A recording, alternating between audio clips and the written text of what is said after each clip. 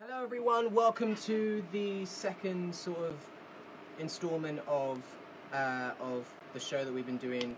Well, we're glad to say that we want to now make it a weekly thing.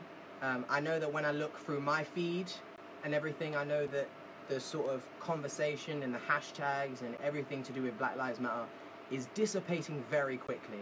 And that's one of the things that we said that we didn't want to happen last week, but it's happening, and we really want to keep this conversation going, but not just the conversation. When I was planning for this, I really wanted to nail down why is it so important that we move and that we don't just sit on our gifts. When I was thinking about it, I was thinking, okay, I've called it "Let's Move," because sometimes when things die down, it's because we lack the motivation, but motivation stems from momentum, and momentum is nothing without movement.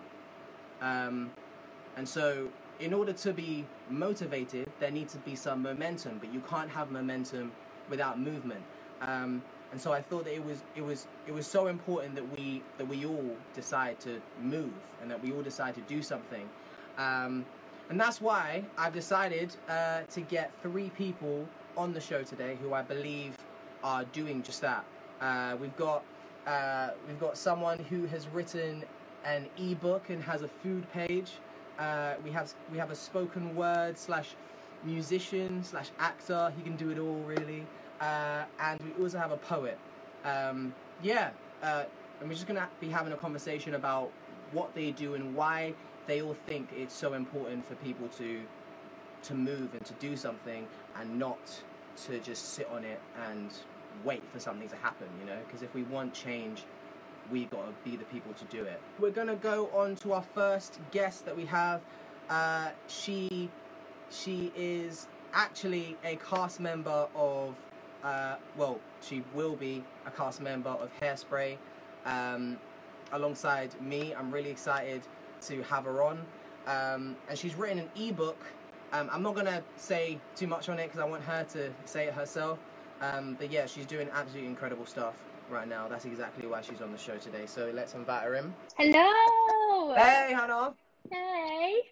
How you doing? I'm good, thank you. How are you?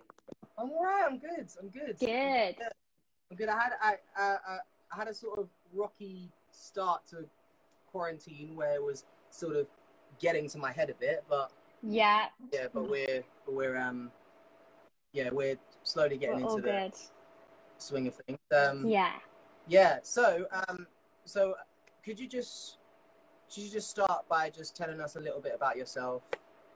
Of course. Go for it. Okay.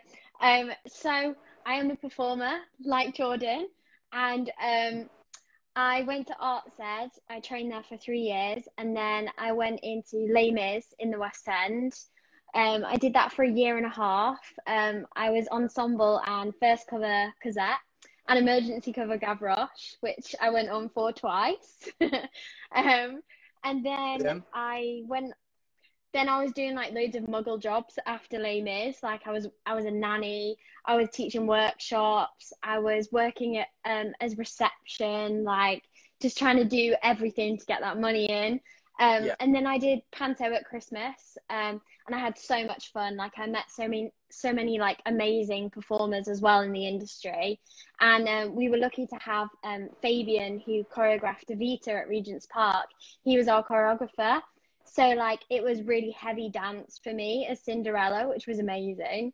And then I did Pirate Queen, and that was a 1-night concert at the London Coliseum. So I got like a flavour of what it's going to be like soon. Fantastic. And that was for leukemia. So we had like a 3-week rehearsal process. And then we were due to start Hairspray, and obviously soon it will happen.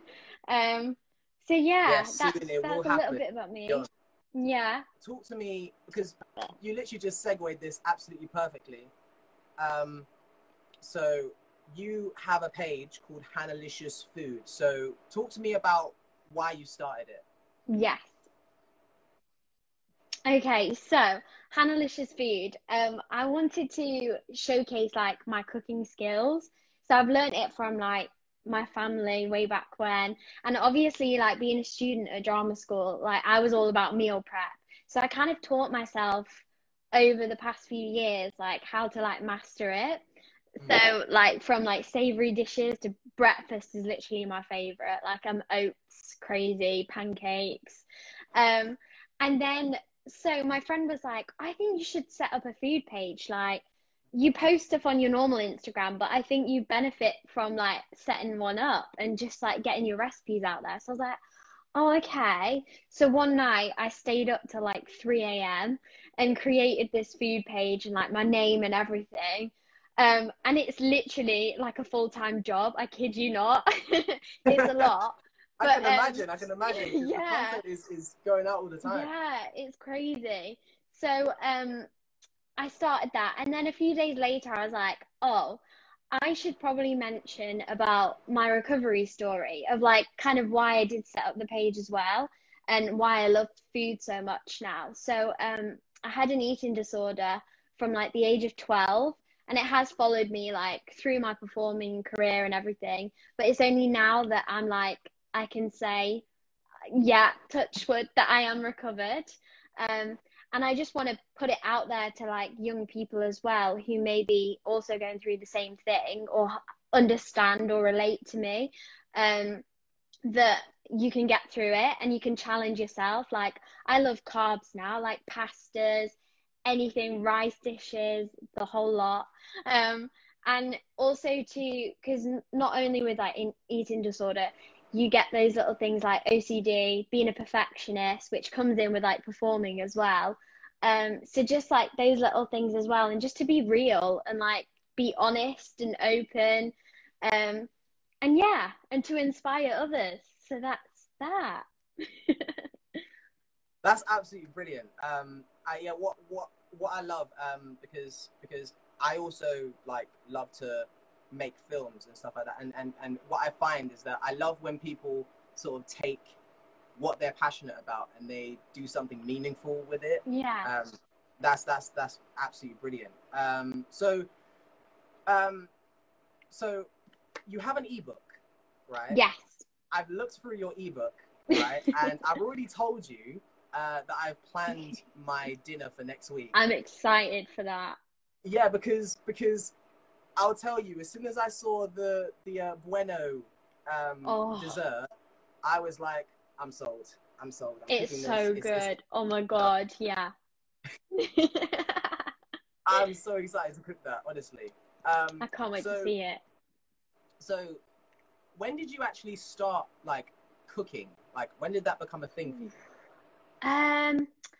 When did I start? So, I remember on a Tuesday when I was like in year two, we used to go to my grandma's down the road every Tuesday after school and we'd bake. She'd like teach us how to bake. Like it was the basics, but so like fairy cakes, gingerbread men, scones, but that kind of helped in a way and made me be like, oh, I love it so much. Like every Tuesday I'd be like, come on, school, finish. I want to go to grandma's and bake. Um, and yeah, so she's definitely one of the people who like got me into it. And then my dad as well, he obviously getting it from her, he's so into his cooking, and as a family we would sit down every single night, and have like a big meal, whether it be stir fry, pasta, roast dinner. And then that's kind of, I think in a way, having my eating disorder made me more aware of what my dad was cooking and what he was doing. So Yeah. in a way it did help because I learned from him, but obviously I knew what was going in my food and that was always like a scary thing, but now it literally doesn't faze me. Like, yeah. So I would say, yeah, from the age of like 10 and like up Wow. until now. So yeah. 10 years old. Snap. Yeah. 10. 10. Wow, 10 years old. Oh, snap. I was not kicking 10 at 10 years years old. 10 years old. Oh. Okay, so I saw on your ebook in the sort of introduction, you said that you have dedicated or sort of dedicated everything raised, or you've dedicated the ebook to Black Lives Matter. What caused you to do that? So obviously right now and till the end, until we can like fight and stand for what is right, I was like, this needs to happen. Like, I just thought as well, I wanted to use my creative like skills around my food as well to keep everything going, to do it for Black Lives Matter and to raise this awareness, because like you were saying, it's usually a trend and then it will disappear. And we can't, like I was saying to my family back at home, that this can't happen. And obviously with my family, they're not on Instagram, they're not on Twitter, so they haven't seen it as much. So like when I'm talking to them about it, they don't understand. They're like, oh, is it a thing? And I'm like, yeah, and this is why we need to change. Like, my sister is 10 and she is obviously in a primary school, and I would say there's a lot of like Black people in her class, and I want her to be able to, like, if ever coming face to face with racism, that she can stand up for them, that she can be like, no, and point it out, because I know that when I was younger, I wouldn't have been able to do that. And I feel like us as a generation are so much like stronger and motivated, no offense, older people, to make this change now. And I think like we need to, if we have Instagram as a platform, we just need to get that message out there. So I was like, right, I'm going to dedicate this to Black Lives Matter. Like, all proceeds are going to go there, because until this change happens, I'm not stopping posting things. I'm going to carry on. Like, I have so many friends, so many performing friends, and in our industry, it's such a big thing. And also I've been like educating myself every single day, and I'm like, why did I not know this before? And it's incredible, like, to discover all these things, and the fear that people go through every single day just because of the color of their skin. It baffles me. And also in like, I've been watching Hollywood on Netflix, and the episode last night was it was a role between a leading lady role, and Patti LuPone has her daughter as one of the auditionees, and she's a white girl, she's blonde. And then the other girl that's up for it is a beautiful Black girl, stunning. And she's incredible, and she acts it so much better. But Patty's like, no, I can't face the hassle that I would get for casting this girl and everything. And then one of the directors is like, no, this needs to happen now. This change needs to happen. You need to cast this beautiful girl because she deserves it. So yeah, just all these things that have like come about, and I've been like, right, I want to do this. I want to help as much as I can. So yeah, sorry, I rabble on like.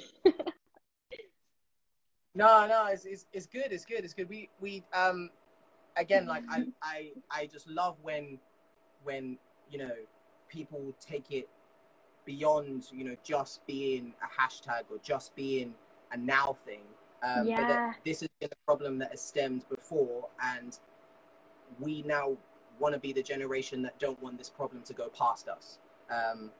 And of course, a great way is using your creativity, like with your menus and stuff like that, to make a change, and that's what I absolutely love. We got a question from the audience. It happened quite a while ago. Oh yeah, there you go. It says, what do you think it would have been like performing Hairspray during this time? I think it would have been difficult. I think we would have had like cancelled shows one night, and then like hardly any audience members, because everyone, I feel like, is afraid to go out and engage and do those kind of things Yeah. because of the risk of everything. So I actually don't know. I feel like it would be quite disappointing for us as a cast because we would have put so much work in, and then to turn up to the theatre and only have like 10 people in the audience. Like, it's just, yeah, that would be difficult. So I hope that's answered your question. Yeah, it's just to cover all angles. So let's say the person was talking about this whole when Black Lives Matter is on the rise. Sorry. Look, there we go. What would it have been like to perform Hairspray due to this subject matter? Sorry, I was on Corona. It's all good. I mean, I think it would have been incredible.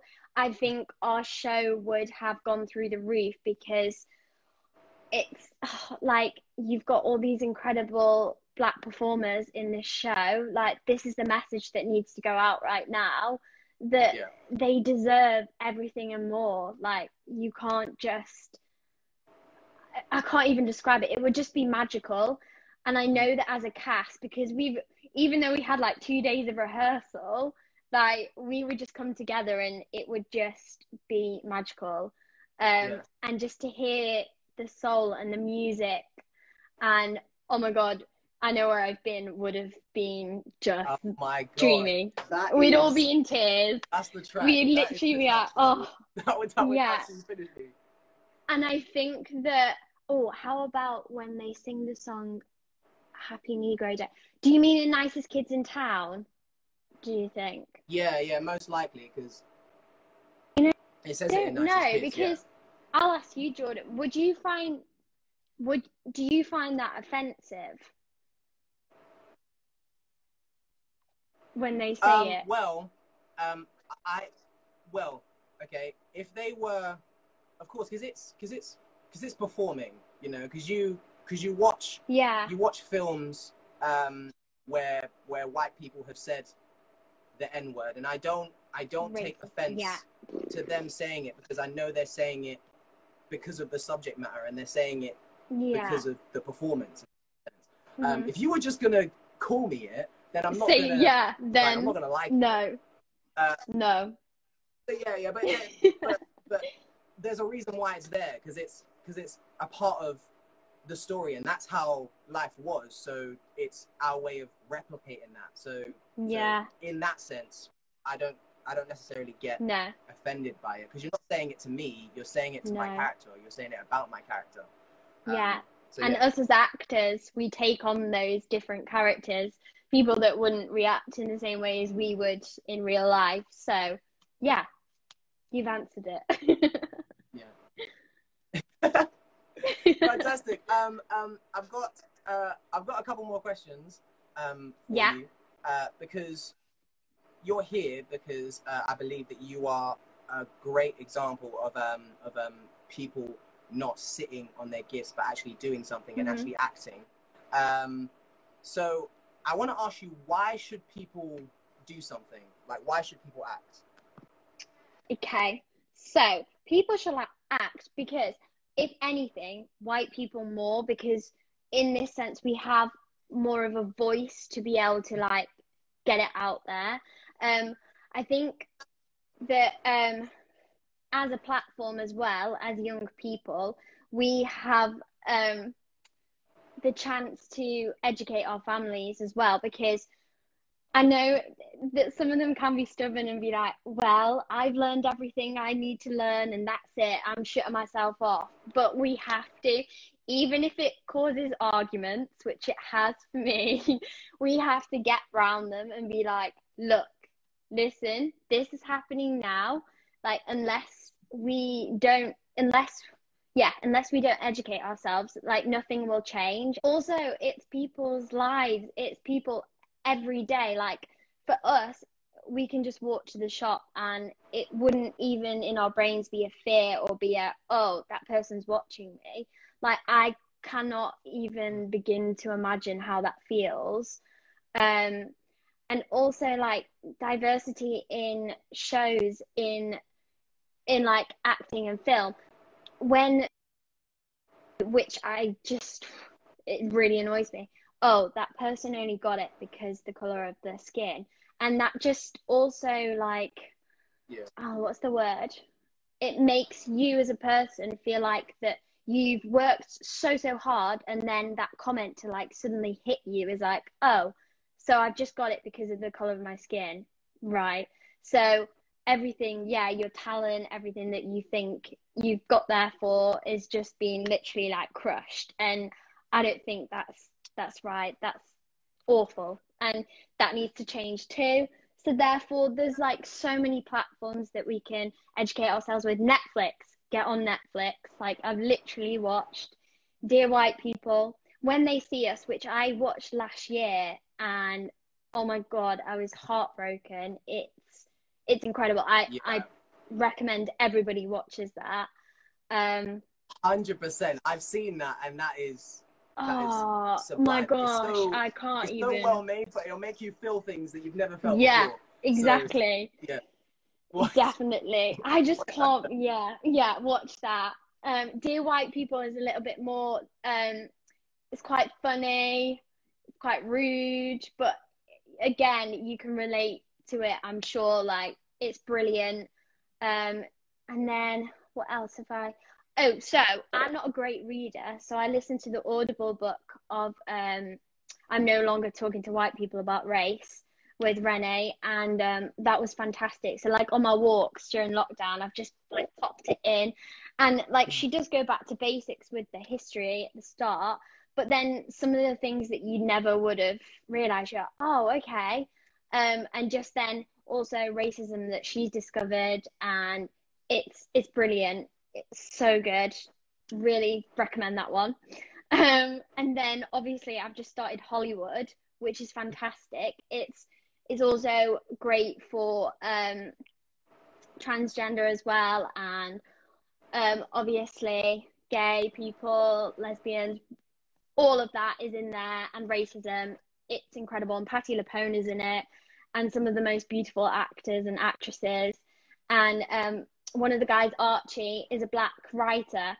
And last night in the episode, he couldn't have his name written on saying that it was by him because of the color of his skin. And there was outrage, and he obviously was heartbroken because he'd written this, and then somebody else is going to take the credit for it. So yeah, watch that as well. I think I've literally gone off on a tangent now, so I don't even know if But yeah, I hope that is answered everything, and everybody needs and sign petitions, because it's working. Like, we're getting there. So we just need to keep sharing things. I mean, as well, share your content, but in between, keep educating, keep doing those little things, and yeah, like use your motivation as a person to stop this. So yeah. Hannah, you've been an absolutely amazing guest. Oh, thank you. We have unfortunately run out of time. Of course. But you have been absolutely amazing. Thanks for all your input. Thanks for all your words of wisdom. She is Hannalicious Foods, everyone. If you go and buy her ebook, then all the funds and everything will go to Black Lives Matter causes. So go to her page, and also you'll actually get some tasty dishes out of it. Yeah. I'm actually gonna go and cook them. I can't wait. And then obviously I'll send you the pictures of when I cook it, and hopefully I'll share them. Or no, I know my family will enjoy it, because if it tastes as good as it looks, then we're in for a real treat. But anyway, thank you so much, Hannah, for coming. No, thank you for having me. And see you soon. Care. See you soon. Yes, and you. Bye. Bye. Fantastic. We love when people are always living beyond themselves, always doing things to make an impact and using their gifts to do something productive for people, especially when it's coming from a genuine place, and it's coming from a place where I know I've experienced this, so I'm gonna help you, or even if it's not my experience, I'm still going to help you. I think that is an absolutely beautiful thing. Brilliant. So next, we have, let me see. Next we have my man Jeremy. My man Jeremy. He's a spoken word artist, slash musician, slash actor, slash anything you want him to be honest, because he fits the bill of everything, to be honest.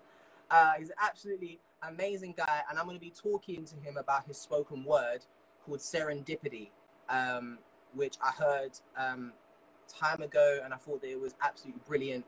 And yeah, so inspirational. What a guy.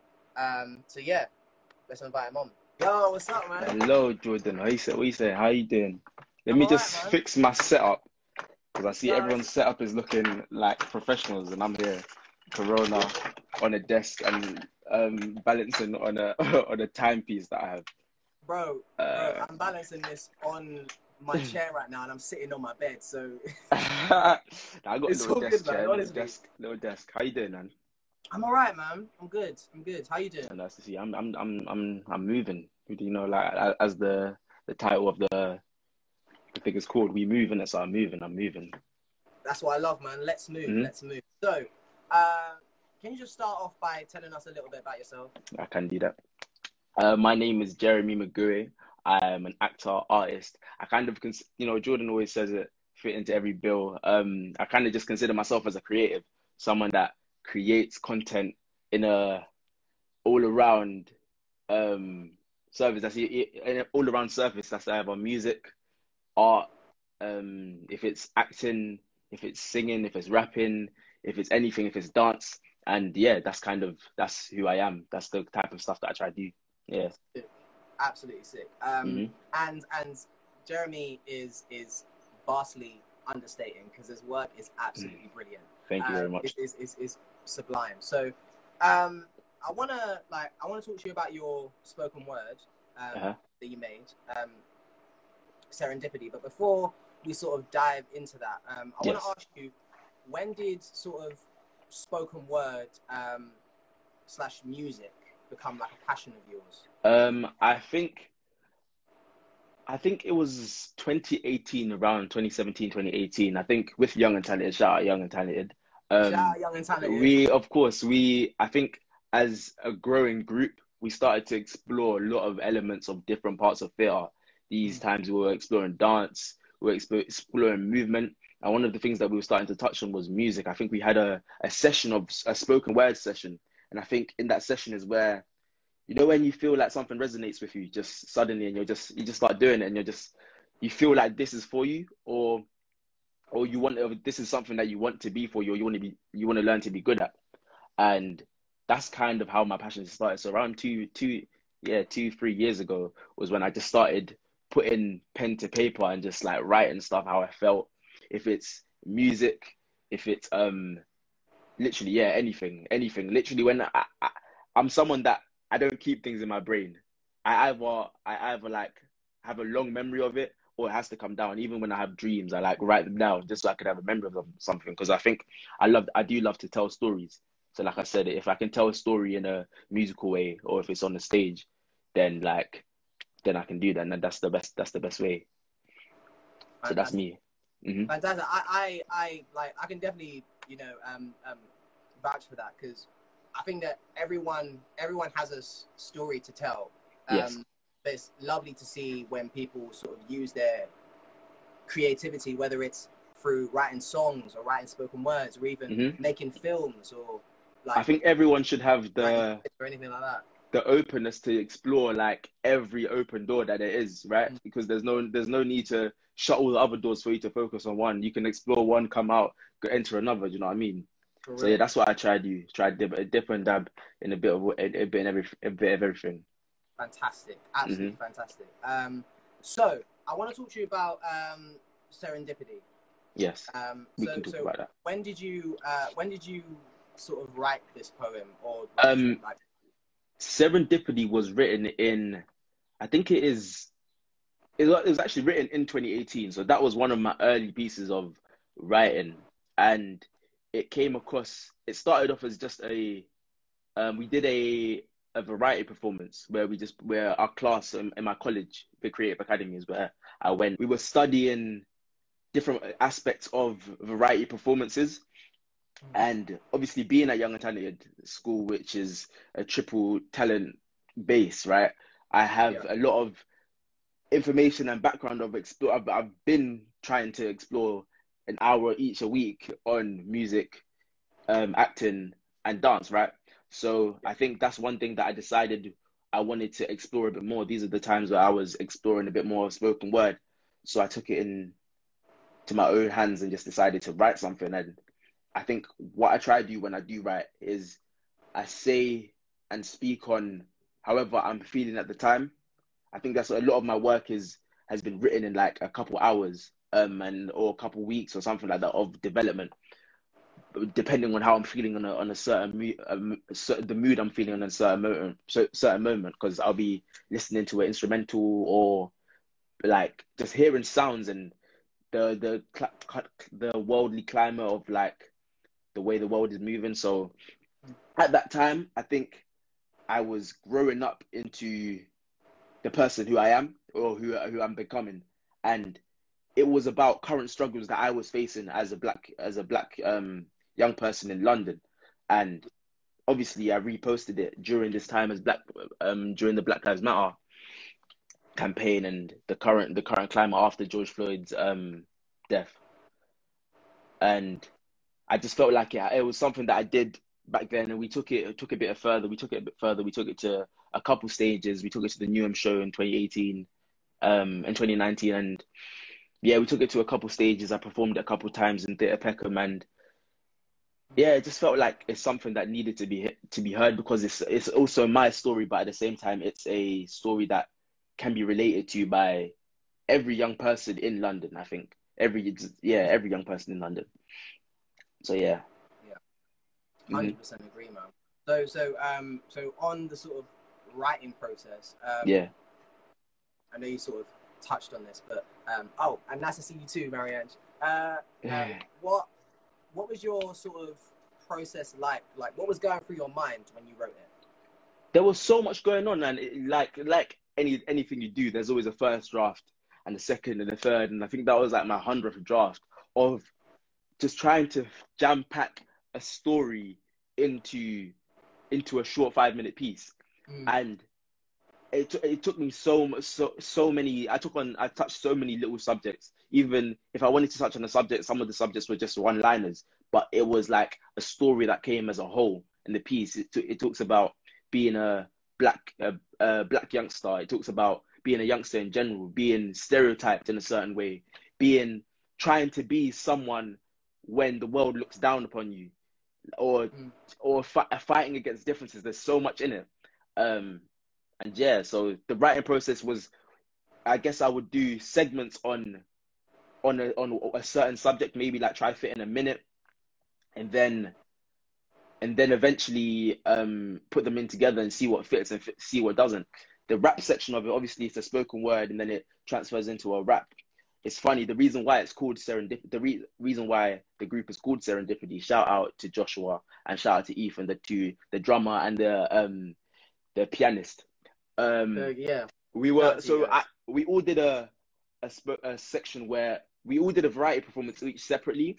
Them two had, because they were doing instruments, they decided to pair up. I did one by myself, and one time, obviously, we were in college. I went into the studio where they were recording and where they were playing, and I just heard the sound and the sounds that they were making. Obviously, I don't play an instrument, and I'm hearing, but I love music, so I'm hearing the sounds, and I'm thinking, ooh. And I was like, I think I remember saying, slow it down quickly, just wait, quickly, slow it down quickly.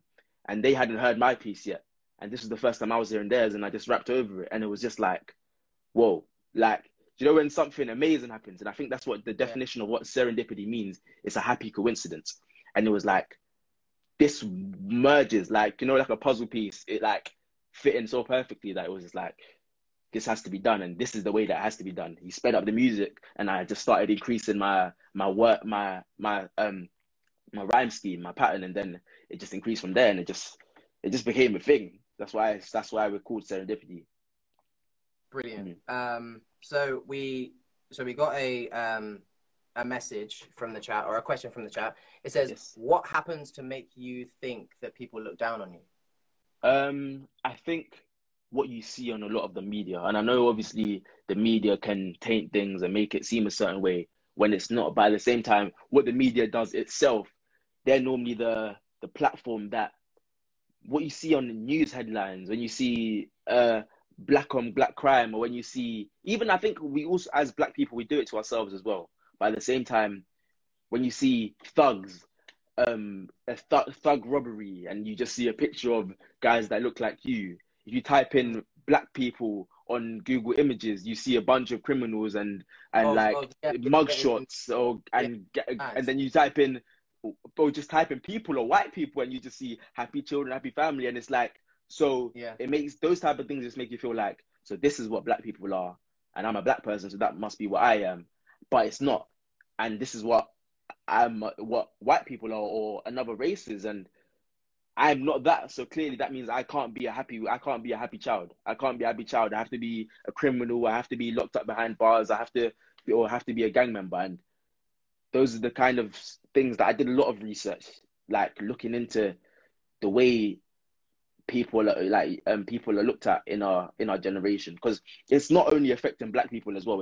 I think there's a thing about London culture as well that's definitely looked about. But yeah, so that's how I was feeling. Yeah, 100%, man. So now that we're talking about your spoken word, I just want to sort of delve into a couple of your lyrics. Yeah. And one, so this isn't exactly what you said, but this is what came up on screen when you said the lyric. You said, experiences plus responses equals who you become.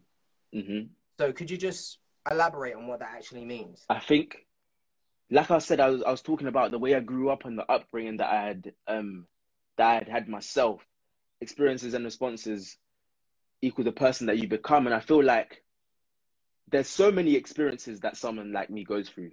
There's so many experiences that you've been through. There's so many experiences that everyone goes through. Everyone goes through a multiple of experiences, right? However, me and you can go through the same exact experiences. However, the way I respond to it and the way you respond to it can be completely different, right? And I'm sure there's scenarios that would happen to me and that could happen to you, and we'd have completely different responses to them. And from that, that is what makes you. We've been through, because there's, like in science, when there's an outlier of something, it's that one outlier that can make a reaction completely different. Do you know what I mean? Yeah. So, but that's what makes it completely different from H2O and then H2O2. One is a poison and one is water. Do you know what I'm saying? So it's like your experiences can be the same as someone else's, but the responses is what makes you your person. If you want to be someone that's a straightforward thinker and ongoing and talking about positivity, if that's the person that you want to be, those are the responses that you need to have to anything, to any experience. Those are the responses. If you want to be someone that's negative and someone that's looking down on the world and be like hurtful, if you want to spread hate, then those will be the responses that you will take, even from happiness. If someone gives you happiness, then that's an experience, but then your response to happiness can be negative, and that's what makes you, I think. So that's what I meant. That's what I meant by that. Knowledge, fire. Mate, if you got that, like, if you really received that, then put a fire in the chat, because that was sick. That was fire. Let me put a fire in there. God. But yeah. A fire and explode, like, whatever you want, because that was sick. And I guess the other line, it's a little bit long, so I'll try for everyone at home to read it very slowly. It says, every time I get up, I tend to fail. Yeah. And the only thing they have for me, sorry. Every time I get up, I tend to fall. And the only thing they have for me is intent to fail. So I must prevail. Yeah. So talk to me about that. So you said every time I get up, I tend to fall. So what actually are you talking about? I think on a route to positivity and on a route to success, a learning curve is always failure. You can only learn when you fail, and you get up. That's what the learning is, and that's what movement forward is. We move, and so I think that's what I meant by that. As in, it's like the experiences and your responses, it makes who you are. You can have an experience where you fail and then choose not to move forward in that, and just sit in your failure, or you can move past that. That's your response, and that makes that person that you want to be. And eventually in that line, relating back to it, it means that I want to be the person. I understand that for success to happen, a couple setbacks take place. For I write in the spoken word, there was a couple things that didn't work. Being on stage a couple times and feeding back to my peers, there was a couple things that the way I performed wasn't working, and it's a development, but it's the development that you move forward through, and that's what makes you better. And but you have to understand that there is failure in that. Failure is the route to success. When you move through it. Yeah. So that's what I meant by that. Sick. And then the next one that you said was the next part of the line was, and the only thing they have for me is intent to fail, so I must prevail. Yes. Who is they, and what is giving you this impression, or why have you used that line? Why do people intend for you to fail? I think that it's the whole subject of looking at someone and not having the right perspective of someone. Assumptions, that thing that I talked about of typing someone's name in on Google or typing a certain look on Google and finding like a criminal, right? And it's like, so before I become anyone, because I was 16, 17ish, right, in that thing. Before I even become an adult and become who I'm trying to be, I've already got a look on myself because of my color of my skin. When I walk into a shop, I get watched, or I get you know what I'm talking about. So it's those type of situations that's like, do you even want me to be good? Like, apart from whoever I am, if I'm a bad person or a good person, regardless of that, what do you want? When you see me, what do you want me to be? Do you wish? Because it's like, same the thing about like walking into a shop and you follow me. Do you want me to be good, or do you want to catch a criminal? I'm not a criminal. I don't steal. So, but you want me to fail, right? You want me to be that person that steals, and you want to be the person to arrest me and put me in cuffs. Like, that's what your intent. And I feel like in a lot of things, the way the system is set up, the school systems, like, we don't get taught about our history. We don't get taught our history got erased. There's so much missing from the Black history. So, it's like, you don't even want me to know myself. You don't want me to be good. You don't want me to succeed because of there's systematic sorry, I forgot the word, but there's so much I forgot the word. When you're, I'm stumbling here. Help me out, Jordan. When you're looked on and you're superior already before anything, you're already superior. And that's what the opposite. Okay. Yeah, do you know what I'm talking about? Yeah. And it's like, there's already that in my life. So it's like, you already intended me to fail before I came out of the womb. And that's where the intent to fail is in my life. Yeah. And in that talking about the next line, I must prevail. It means that, like relating back to the line that you picked out, you have to see the fact that there isn't, if you want to repeat the line that you picked out, the first one. Which line? The first one that you talked about, the first one. Experiences plus responses equals who you are. And those experiences of being someone that's looked down upon, I can respond and be like, fine, I'm gonna become who you want me to be, or fine, I'm gonna just settle and live in that, or I move forward, and and that's what I feel like I must do, because I can't let you be right. I don't even like backing down in arguments. So when you're talking about my character and who I am, before you've even decided, before you already made a decision on who I am, before you've seen me, right? I think my mindset is already, okay, cool, I must prove you wrong in that. And I feel like I've also like fallen into stereotypes and and that didn't work out for me. And I think recently I've been trying to become a whole different person. Like during this Corona time, I've been trying to educate myself, and I've been very silent on Instagram because after I saw the killing of George Floyd online, I think I fell silent. Like I've never really been a social media body, like someone that spends a lot of time on the phone or internet. But when it hit me, like I couldn't even create content. I couldn't think. I tried to write about it. I tried to those things that I talked about in the beginning of wanting to like press on and make work on the experiences, how I'm feeling. Like I was so like heartbroken, and like it just put me to a stop on everything. Yeah. Because I was like, this can't be right. This is the way that the world is. And it's just like, it was distraught. Like it almost brought me to tears. It brought me anger. Like there was so much emotion that I was feeling from it, but I couldn't get out. I was like, it's like I just received a block in my life. And I think for me to prevail and move through that block, I need to educate myself. I need to educate others, and I need to show others the injustice first. And then, but first it means I need to educate myself and becoming that person so I can also be an example for others.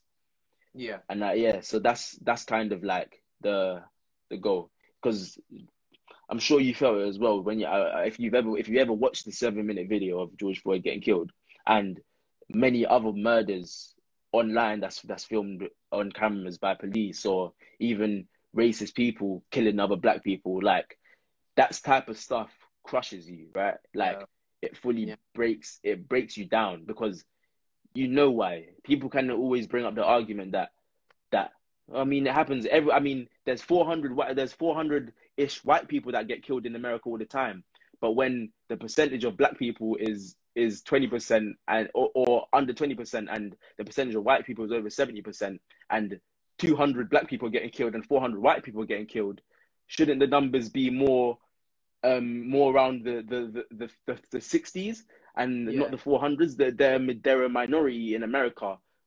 But why is when it comes to killings, police killings, is half of them that get of all of the killings is 30%. Sorry, I'm losing my words because thinking about it just like it's destroying, it's haunting, it's daunting, it's all of these things, man.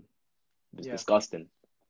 I feel you, man. I watched like an hour and a half video of someone who was just not even necessarily churning information out, but they were just talking from the heart. And after I watched that video, like I just felt like so much pain.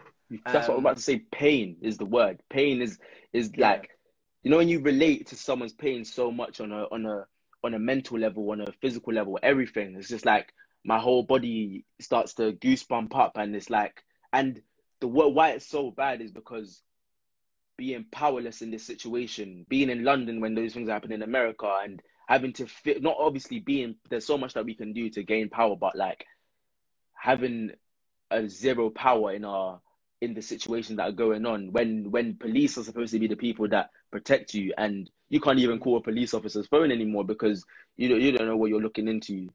I've seen protests get rowdy. I've attended a couple protests myself, and like I see the anger in people's hearts, and obviously I relate.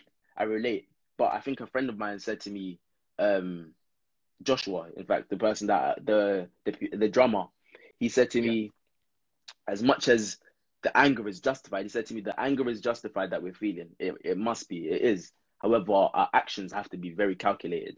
Of course. We can't have this anger in our hearts. It's about that experience and response thing, like it's said in the spoken word. This is our experience. However, our response cannot be stupid and moving in that anger, because nothing comes good out of anger. You can energy isn't created, or energy isn't created. So when you have that energy, you need to convert it into something else and use it for the positive. And that's the only way we move forward. For real. Yeah. 100%. Drop in so many fire and just everything. Thank you. Oh, we've got a question from Jordan. Shout out to you, Jordan. He said, do the videos make you more angry than stronger, or more angry than strong? I think that is a hard question, because I feel like as much as it does both. It does both, I think. I feel like you get a bit of both, and it's that thing about converting that energy. Whatever it does make you feel, you can't express that anger in a different way. And partially the reason why I haven't reposted a lot of the stuff that I'm seeing is because I know that there's so many people that can respond to things differently, which is why my main thing is to educate myself, so I know at least I know that I can convert and spread positivity, right? But there's a lot of people that will see that and get angry and then go on a riot, and that's not what the key is to this movement is. That's not what our aim is to do. So it makes you stronger in if you can hack the pain, right? Because I think this time was enough. George Floyd was enough. Watching 7 minutes of a guy with his knee on his neck was enough for us to be angry. And if it does make you angry, rightfully so, it is justified. And if it does make you stronger, then that's your take on it. But regardless of what it makes you feel like, what you have to do with that anger and what you have to do with however you're feeling is not to spread that anger more and become those stereotypes. If you're ever going to become those stereotypes, or you're going to prove someone wrong, and you're going to make a change, which one do you want to do? You want to show that you're angry, and what does it get you? So the real job is, I think the real job is to educate ourselves. However you feel, educate yourself, understand, learn the law, learn your rights, everything. You need to educate yourself on Black history. Everyone needs to educate yourself on Black history. I think Black history, the real history, and also the real UK's history, as in the British Empire, the real history of what slavery did, and a lot of their the British Empire and the way they went into India and the way they went into all these China and all these places, the true history of what they did in those places, right? And how they instilled their, because if you were playing a game and you had that tactic, is a great tactic, but what you leave behind was crazy. Like, you left behind, and we look at these things in the history books and we see a history, right? But a couple of weeks ago, I went to the riot that was around Parliament and around Buckingham Palace. We went to Hyde Park, and when you look at it, that protest was worldwide, and it actually it was the biggest protest since the Martin Luther King marches. And we can no longer put it in our heads that history was history and this is the now, and then we're moving into a new, because we are a part of history and we are someone else's history. So same way they are. The next few years is our future, and they will look onto us as, oh my gosh, that happened in 2020. We are somebody else's history. So these events, they will be looked on and they must take place for a change to happen. So yeah, sorry, I went off on a tangent, not answering the question fully, but I hope you don't need to apologize, man, because what you're saying is so on point. So on point, and it's definitely what people need to really digest. So I guess my final question for you would be, if there's anyone who doesn't know what they can do to act, what advice would you give them? What advice I would, on a scale, talking about age, Young and Talented is an amazing place. It's just a shout out to Young and Talented. That's where I learned. That's where I learned basically everything I know how to be a creative. They gave you the output. They give you the outlet to however you were feeling in any emotion, and whoever you were before. I'm sure they changed that and adapted you into a phenomenal human being. You know what I'm saying? And that's what you are, and that's what I'm trying to be, and that's what I feel like. Young and Talented, from 3 to 16 and 16 to around 21 is where Young and Talented. If you ever wanted to act and wanted to be a part of something and wanted to be a part of a family, that is, they taught me what I know. So that's one thing. There's so many things. Obviously nowadays everything is online because of Corona. So there's Stratford Royal East Theatre, there's so many different theatres around. There's National Youth Theatre, there's RADA Youth Theatre, there's so many. YouTube is an amazing platform. There's so many things where if you have a phone in the modern days, in today's century, you can record something and see what you're good at. I've never been. I'm a perfectionist, but I've never started off as the perfect man, the perfect spoken word artist. I've never started off as a perfect anything. So you do these things, explore. Let yourself explore. Let yourself explore. I think that's the best way we can put it. If you wanna act, put yourselves in those situations. Put yourselves in situations where you're challenged, and you see where you can come out of the other side of. You know what I'm saying? I challenge myself. You challenge yourself. Multiple people have challenged themselves, and that's the only way. Yeah, that's the only way you move forward. Fantastic, man. All right. Thank you so much, Jeremy. Unfortunately, we have run out of time, and it's about 30 seconds till Instagram kicks us out. Okay. But thanks so much for everything that you said, man, because everything you said has been absolutely point. Thank you for having me as well, man. Of course, man. And I hope that everything that you've said has really impacted people and people have digested it, which I really advise you to do. So thank you so much, Jeremy. Thank you too, Jordan. Yeah. All right. Take care of yourself, man. You too, man. Love. Take care. Thank you, Jeremy. Thank you to Hannah so far for speaking your truths and speaking your mind. Yeah, and if you weren't here right at the beginning, what I said is that the people that I've got on today aren't just talk. They're not just people who are just speaking their mind and that's all they're doing. These are people who are actively educating themselves, actively doing something to make sure that this isn't something that ends here, but this is an issue that doesn't pass our generation. And that's what we really want to do, is true, authentic, real change. So we're going to move on very swiftly to our final guest. Our final guest is a poet, very dear friend of mine. She was, she even recently wrote the poem that was the feature of my most recent short film. She's absolutely brilliant with words. We're going to be talking about a poem that she has written. Of course, she's been very vocal on like online and Instagram and stuff like that, like about her opinions. But I definitely want to pick up on a poem that she wrote in October 2018, which I think is really, really key. And it tells a story that I think is very underplayed and doesn't get told very often, but it's one that I can definitely relate to.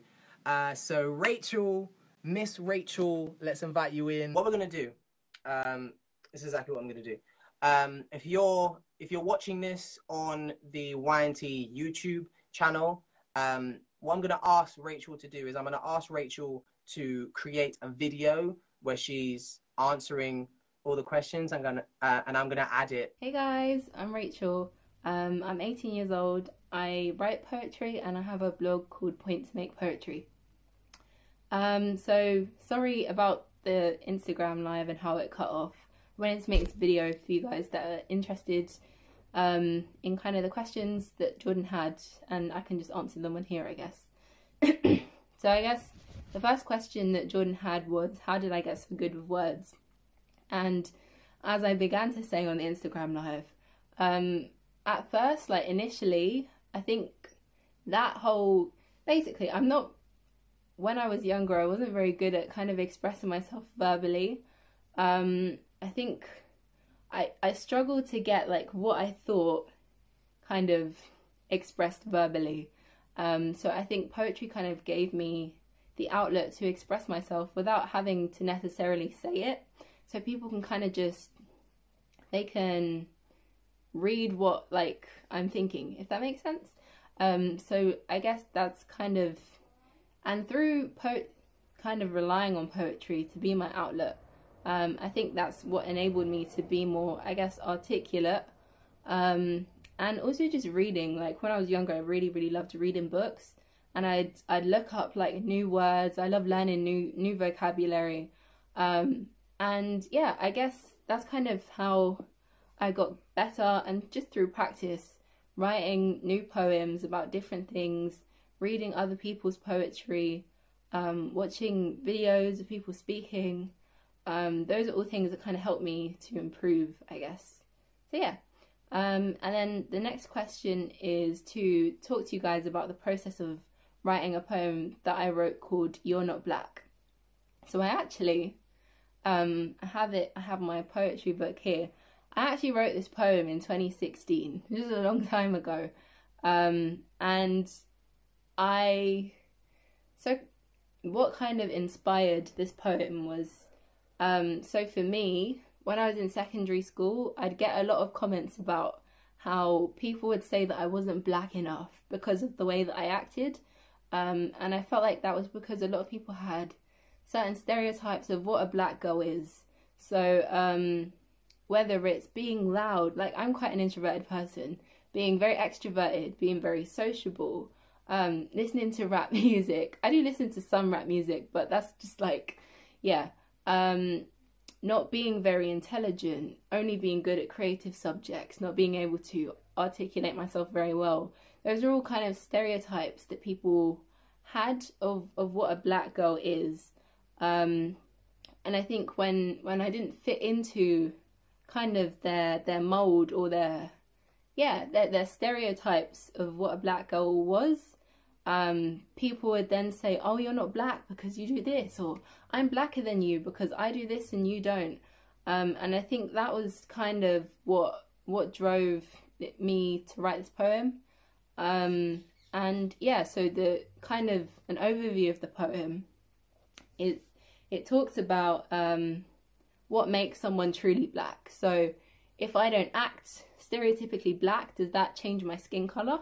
And that's kind of the the thought process of the poem. That's the message, the idea. So I guess that's kind of what the poem's about, and that's the process of how I wrote it. And one of the questions was to explain the line in the poem that says, black people shouldn't feel pressured to act a certain way just because they're black. So kind of just going back to what I said, I feel like a lot of people, because of the stereotypes that people have of black people themselves now feel like they have to fit those stereotypes. Otherwise, they won't be deemed as black. And I think that's something that I really wanted to challenge through this poem. So yeah, I guess that's kind of an overview of the poem. If you want to read it, you can head over to my blog, which is pointtomakepoetry.blogspot.com. And the last question that I wanted to answer was, if there's anyone who doesn't know what they can do or how to act regarding what's going on at the moment, what advice would I give? So I'd say there's quite a few different things you can do, and a lot of these things people talk about. So signing petitions, educating yourself. So there's so many different forms of media that you can educate yourself with. There's books, there's films, there's podcasts, there's radio channels, there's music. Like there's so many different forms of kind of different ways that you can educate yourself about black history. So yeah, petitions, educate yourself, just be there to listen. That's another thing that I'd say. If you have, I mean, most people do, but if you have a black friend and they want to talk and they want to voice their opinions, just be there to listen. I feel like there's a difference between listening and hearing. Don't just be there and hear what they say. Truly listen. Show that you know they have your attention, that they have your support. That really does make a big difference. So be there to listen. And also, yeah, I'd say for us, like black people as well, we need to understand it will be uncomfortable for others. So I feel like the whole thing of silence is violence. I think, yeah, but I think also we need to make it easier so that people don't feel like if they say something, then they will be like kind of, yeah, targeted, I guess. So we also need to make it easier for people to support. And also, if you don't know what to say, I'd say another good thing to do is just repost. So if you see a video or a post on Instagram, Twitter, Facebook, whatever, and it's by a black person and you really agree with it, repost it. Like, that also really helps, especially if you don't really know what to say.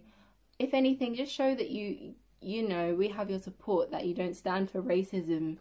But yeah, I'd say those are kind of the main things that I would advise you to do.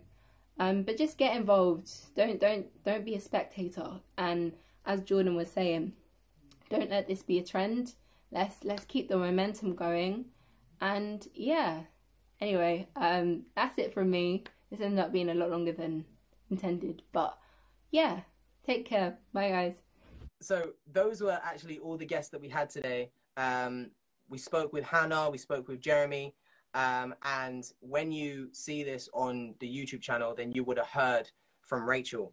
And what I really love about this sort of segment or episode is that we're talking about people who are still actively doing something, still actively getting the message across and getting the message forward and not letting it die. You've got you've got Hannah with her ebook and with her cooking. You've got Jeremy with his spoken word. You've got Rachel with her poetry. And I just think that it's so amazing that we can all come together and work towards one cause, but all have our own job to do, all have our own sort of role to do, which is absolutely amazing. If you weren't here at the beginning, I explained that the reason why I called it Let's Move was because I realized that a lot of the times when things like this die, it's just because people aren't motivated enough to keep it going. But I thought to myself, motivation stems from momentum. Motivation comes from momentum, or motivation is helped by momentum. However, you can't have momentum without movement. And so, like, I was sort of trying to reverse engineer it in my head and sort of like, why aren't people motivated? Why does this seem like it's not as big as it was a week ago? And just because the momentum is sort of slowed down because people have stopped moving. And so I called this Let's Move, because let's be people who don't lose momentum when we see that it's sort of dropped. But let's be people who continue to keep going. So yeah, that's why it's called Let's Move. That's why we've been speaking to all these amazing young people about moving, because we believe that movement is the start of change. If you're waiting for something to happen, then nothing is going to happen if you're just waiting for something to happen. So let's be people who don't wait but move. Cool. Let's move. Thank you everyone for joining the live. Thank you for everyone who has joined, and thank you to everyone who is watching right now on the YouTube. Check out Young and Talented, as Jeremy said. Look at Young and Talented and look at their page, because again, they have been a part of why we are so confident and why we can be so vocal. It's a lot of it is down to Young and Talented. So check out Young and Talented. They're absolutely brilliant. And yeah, we will see you next week with brand new guests. Hopefully we can get all the guests on the live next week. But yeah, take care, everyone. Stay blessed, stay safe, and let's move. All right. Love you all. Take care.